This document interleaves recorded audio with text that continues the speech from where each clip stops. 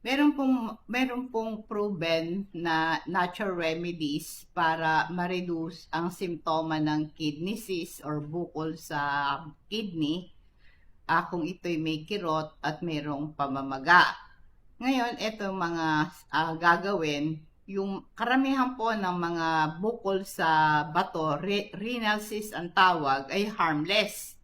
Hindi naman kailangan ito'y gamutin. Pero pag itong cyst na ito'y lumaki at nagdudulot ng kirot at saka pamamaga, kailangan ito ay alisin na through operation.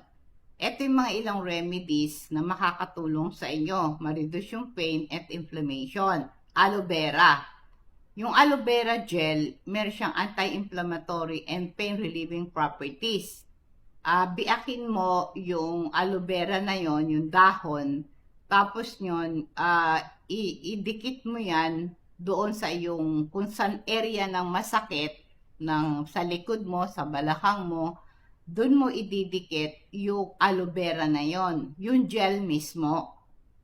Squeeze mo yon, tapos dikit mo, kasi malagkit yun, di ba? Hayaan mo lang yan ng 30 minutes hanggang 1 oras. Pwede mong gawin ito 2 to 3 times a day. Yan pong aloe vera. Ang isa pa yung garlic. Ang garlic, ito'y meron siyang antibacterial and antifungal properties. Nagpe-prevent ng infection sa kidney disease. Ang gawin mo lang, pwede mong kainin siya ng sariwa.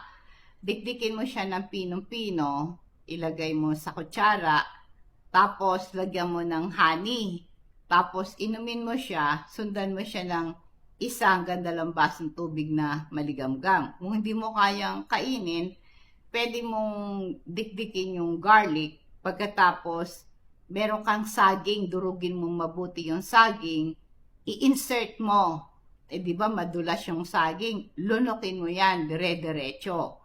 Ngayon, ang garlic, pwede mo rin hindi siya lutuin. Meron kang olive oil, within 10 minutes, isangag mo o prito mo siya sa olive oil ng 5 to 10 minutes yung garlic na yan. Matamis po siya pagka ito ay yung ipinirito. Ngayon, yung cranberry juice, ito po ay natural diuretic. Meron kayong mabibili nito sa grocery na ito'y tumutulong para ma-flush out ang bacteria toxin sa urinary tract mo. Nagpe-prevent ito ng infection sa kidney disease, no? Yung pong dandelion root. Ang dandelion root, ito'y herb, natural diuretic, and kidney tonic. Ito po'y kulay yellow or white ang bulaklak. Sa mga probinsya, alam na alam nila po yung dandelion root na yan. Meron naman kayo nabibiling food supplement, at tignan nyo lang, dandelion root, meron kayong mabibili niyan, no? Pwede nyo pong tignan sa Shopee o kaya sa Lazada. Yung pong pwede itong root na to ng dandelion, pag nakakita kayo, pwede nyo siyang isangag.